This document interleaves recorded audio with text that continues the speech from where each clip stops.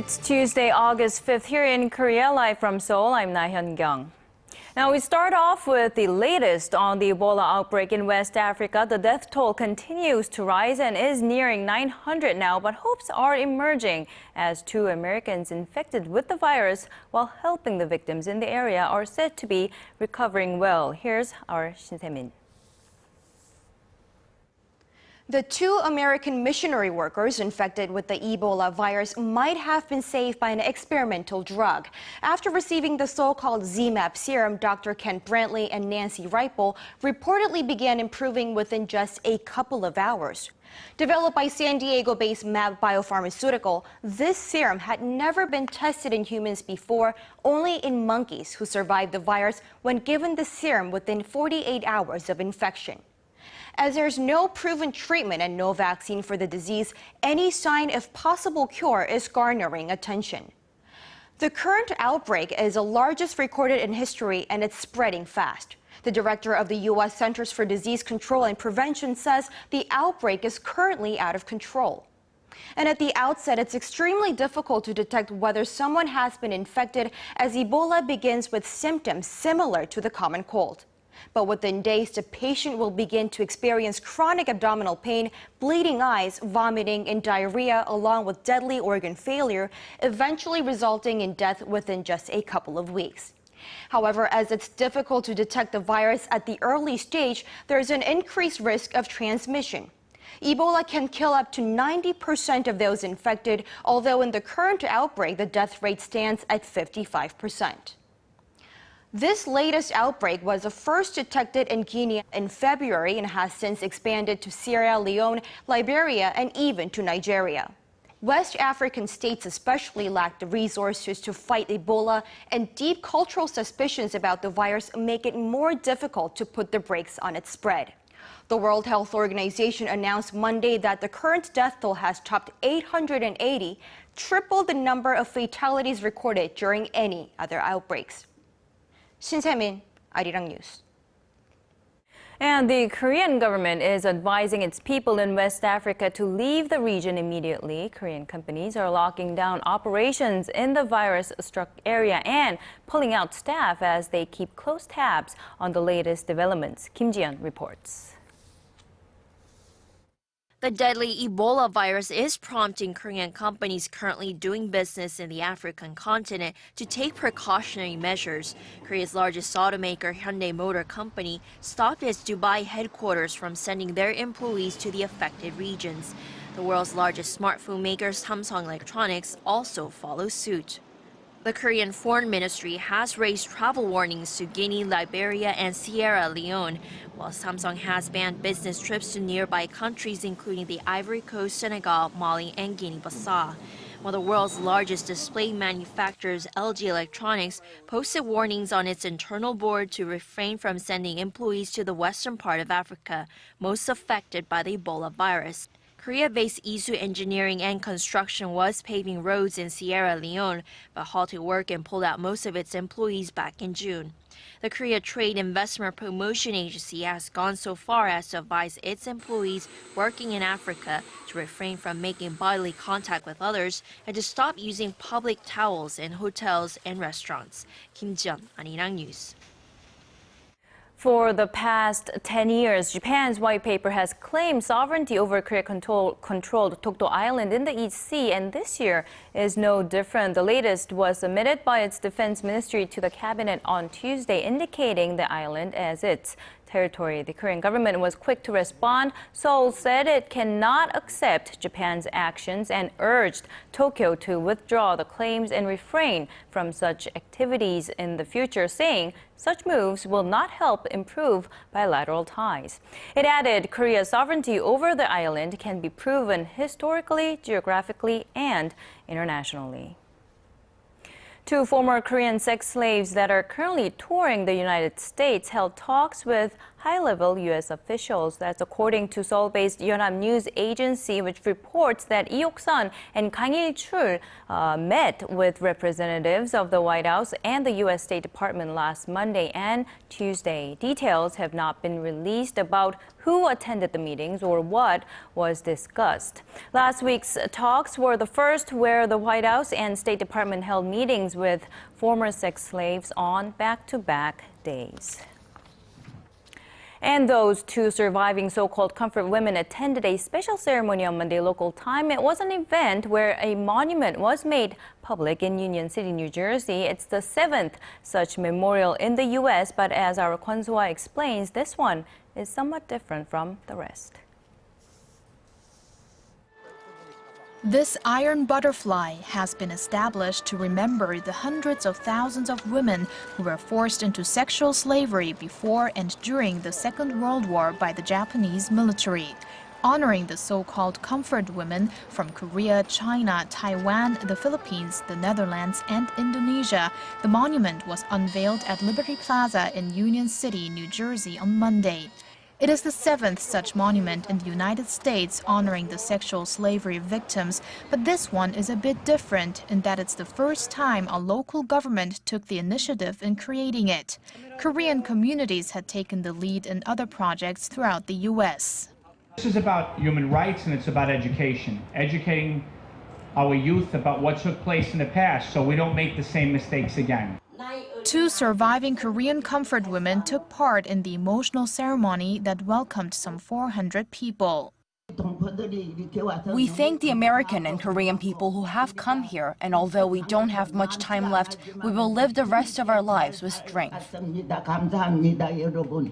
The monument is meant to remember the victims and raise awareness of Japan's atrocities, but as Union City Commissioner Lucio Fernandez says, it's about more than that. It's also about a general message of peace and the protection of women today throughout the world from kidnapping and sex crimes. Kwon So-ah, ARIRANG News.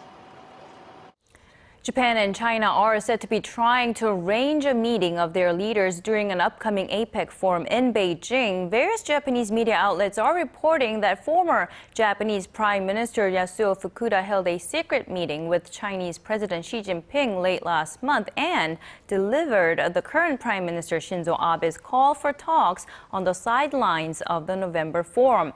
The Chinese leader reportedly expressed their will to take positive steps to mending relations strained from historical and territorial disputes. China-Japan relations have dipped to their lowest point in years due to disputes over remote islands in the East China Sea and Abe's visit to a controversial war shrine which China sees as a symbol of Japan's past imperialism. Another ceasefire has been called by Israel and Hamas amid the ongoing conflict in Gaza. The 3-day truce proposed by Egypt has started on Tuesday, 8 a.m. local time. The question is, though, will it hold this time around?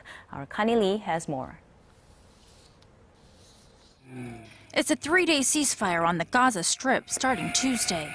After nearly a month of fighting and multiple broken truces, Israel and Palestinian groups, including Hamas and Islamic Jihad, have agreed to a 72-hour ceasefire proposed by Egypt. Hamas informed the Egyptians that it agrees to the 72-hour truce. The Israeli occupation forces should withdraw outside the border. With previous truces falling through, often within a matter of hours, there's understandable concern about whether this one will last. Israel will honor the ceasefire, as agreed to, and negotiated through the Egyptians. We'll be watching Hamas very closely. If Hamas violates this ceasefire, so Israel is prepared to respond. To negotiate a longer-term deal, Israel and Palestinian groups also agreed to attend talks in Cairo with Egyptian mediators. The ceasefire deal comes after Israel's declaration of a 7-hour pause in the fighting on Monday. However, Palestinians accused Israel of breaking its own truce. Gaza's health ministry says Israel fired missiles at a house in a refugee camp in northern Gaza, killing at least 3 people, including an 80-year-old child. Israel says several rockets were fired from Gaza during that truce. This operation is really taxing my soul. It's making me lose my humanity. I consider myself a liberal, but it's hard to stay very liberal when people are raining rockets on you every day. More than 1,800 people, overwhelmingly Palestinian civilians, have been killed and nearly 2 million people displaced since the fighting started 4 weeks ago. Connie Lee, ARIRANG News. And rescue efforts are underway in the Yunnan province of China, where a 6.1 magnitude earthquake struck this past Sunday. 32 people have been freed from the piles of rubble, including a 5-year-old boy who came out alive. Tens of thousands of emergency personnel are searching for more survivors. The brunt of the damage was felt in Ludian County, where more than 400 people are feared dead. 12,000 homes also collapsed in the quake. Now, rescue remains the primary mission, as instructed by Chinese Premier Li Keqiang when he toured the disaster site on Monday. Beijing has allocated some $97 million for the relief mission, as the China Earthquake Administration placed its response level at its highest on Monday. Hundreds of aftershocks were recorded in the region, as heavy rain and thunderstorms are forecast for days.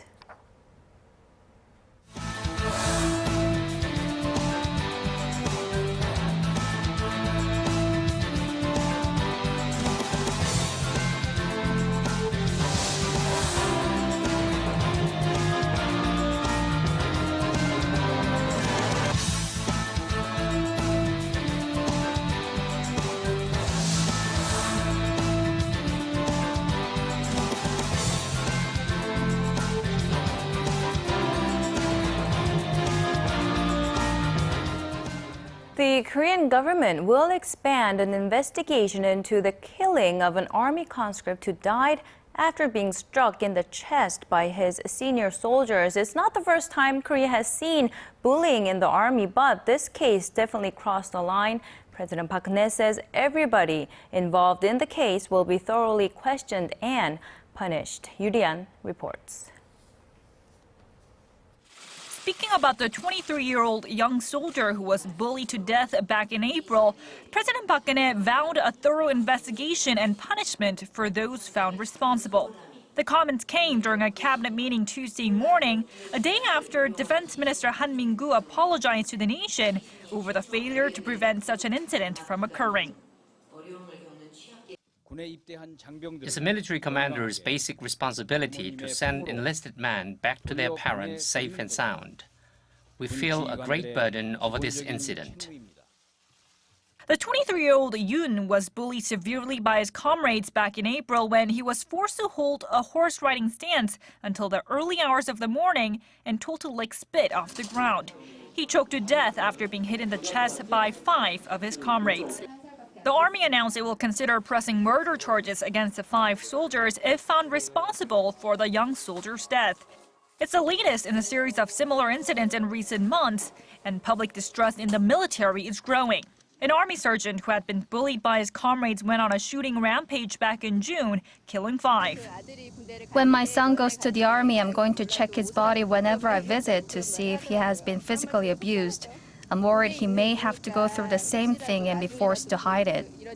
Harsh military practices and a distorted rank-based culture which seniors can use to abuse junior enlisted soldiers has long been prevalent in the military. To maintain a strong defense against North Korea, all South Korean men are mandated to serve in the military. But the recurrence of abuse-led deaths has the nation deeply worried about the safety of their sons. Yoo Li-an, ARIRANG News.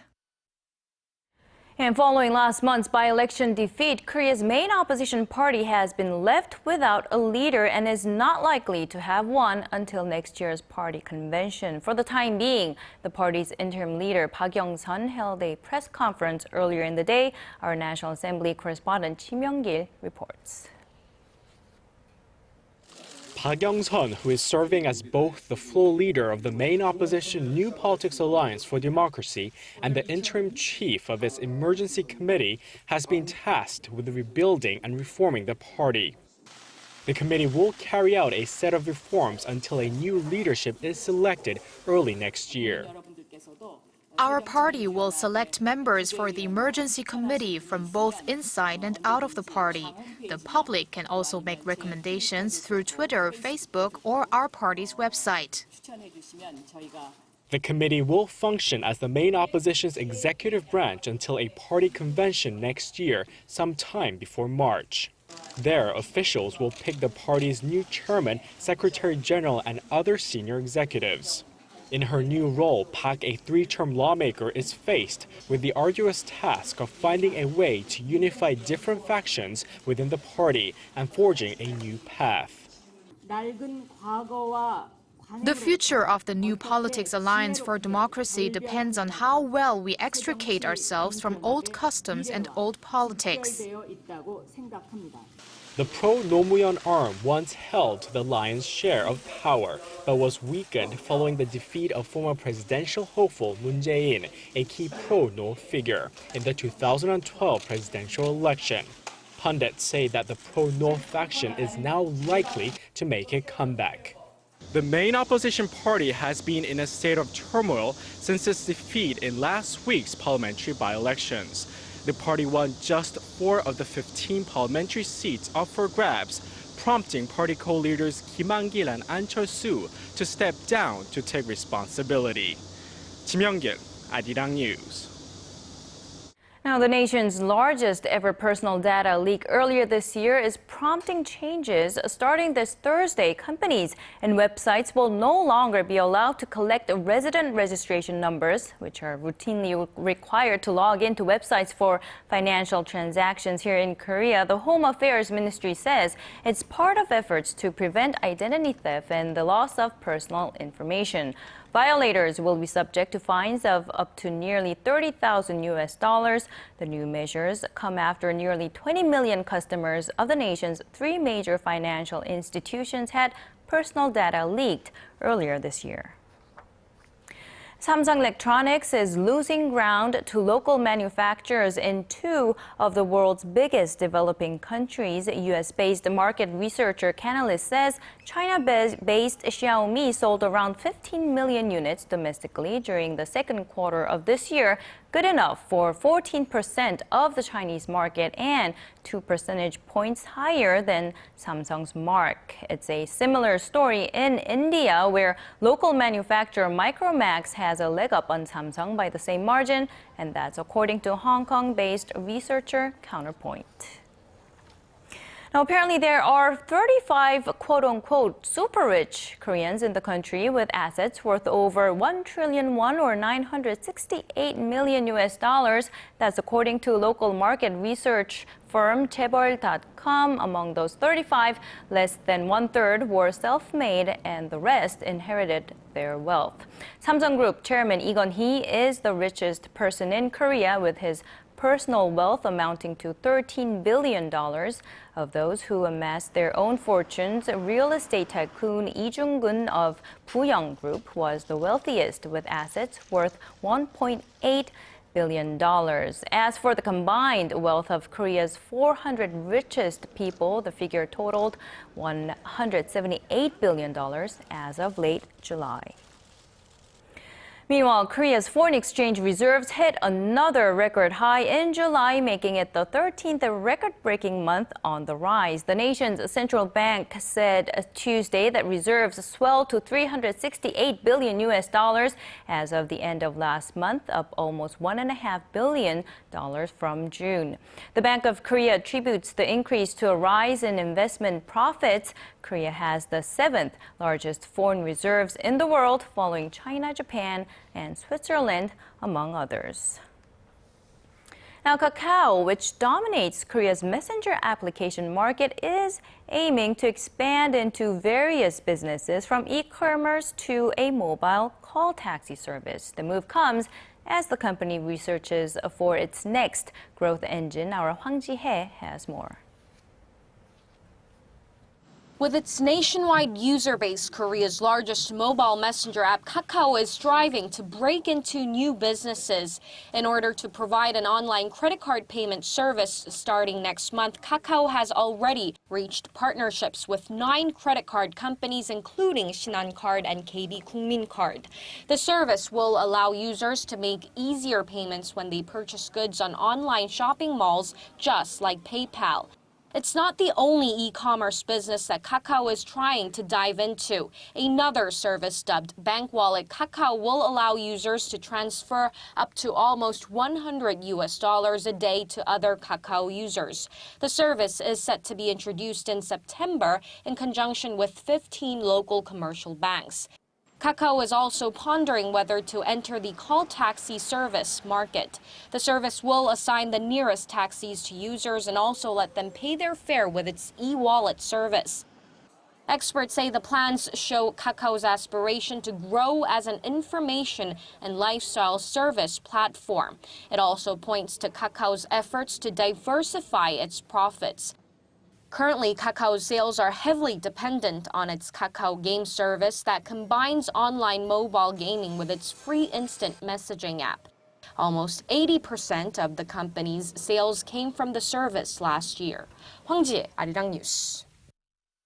And for the second year running, Seoul is the world's top city in clinical trials for developing new medicine. After analyzing data from the U.S. National Institutes of Health, the Korean National Enterprise for Clinical Trials found that just over 1% of all clinical trials worldwide last year were conducted in the Korean capital. That's number 1 among the 30 cities that were looked at. New York City and Houston were second and third on the list, respectively.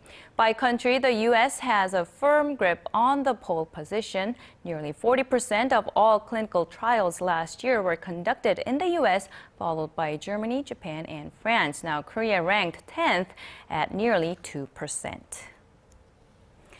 A movie about a sea battle that occurred more than 400 years ago is taking the Korean box office by storm. Roaring Currents has been breaking records since its release late last month, and the success has spawned fresh interest in the movie's main character, one of Korea's most revered heroes, Admiral Lee Sun-shin. Our Son Jung-in has the details. Since its opening on July 30th, the period blockbuster Roaring Currents, known in Korea as Myeongnang, has been setting new box office records by the day.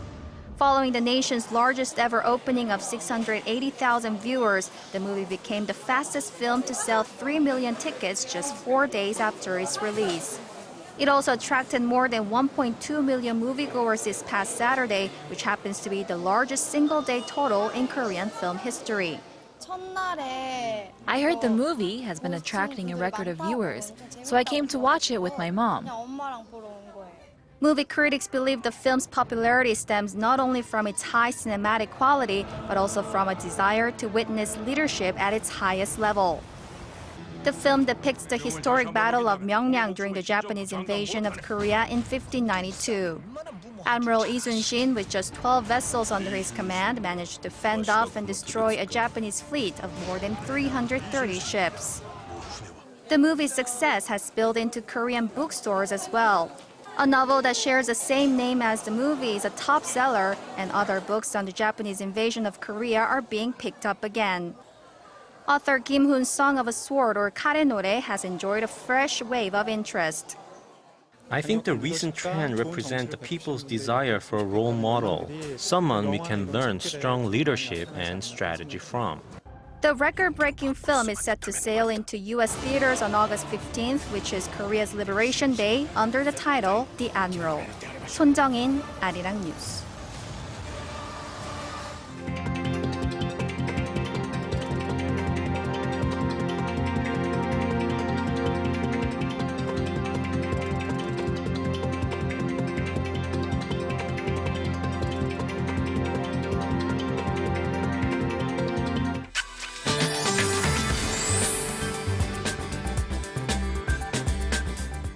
Good afternoon. I'm Michelle Park here with the latest weather forecast. Now, it's currently cloudy nationwide, while there are also some drizzles in some areas of Seoul today. And although the skies are cloudy, it's hotter today than it was yesterday, with highs mostly in the 30s. And because of the high humidity levels, the discomfort index has spiked as well. Now, meanwhile, Typhoon Holong is expected to pass through Okinawa, Japan on Friday and then change direction and hit Kyushu, bringing heavy rain and strong winds to the area by the weekend. Now, going over to our temperature readings, Seoul will top out at 32 this afternoon. Meanwhile, the southern cities such as Gwangju and Busan will both top out to 30 degrees. Now, moving over to other regions, Jeju Island will top out at 31, Tokto peaks to 29, while Gyeongang tops to 23. Well, that's all for now. I'm Michelle Park, and here's a look at the weather conditions around the world.